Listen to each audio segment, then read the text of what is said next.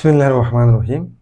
Leadership হচ্ছে এমন একটি প্রক্রিয়া যার মাধ্যমে একজন ব্যক্তি নিজের প্রভাব, দৃষ্টিভঙ্গি ও অনুপ্রেরণা কাজে লাগিয়ে একদল মানুষকে একত্রিত করেন এবং একটি সাধারণ লক্ষ্য অর্জনের জন্য তাদের পরিচালিত করেন। লিডারশিপ মানে শুধু কন্ট্রোল না, ইটস অ্যাবাউট ইনফ্লুয়েন্স। একজন ট্রু লিডার মানুষকে কন্ট্রোল করে না, ইন্সপায়ার করে। লিডারশিপ মানে শুধু অর্ডার দেয়া না, বরং মানুষকে বিশ্বাস করানো এবং তাদের সাথে কাজ করা।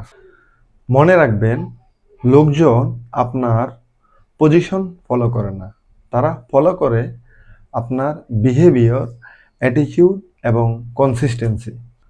সো আপনার মতে একজন লিডারের গুরুত্বপূর্ণ গুণ কি কমেন্টে জানান এবং লিডারশিপ এক্সিলেন্স সম্পর্কে পরবর্তী ভিডিও পেতে আমাকে ফলো করুন।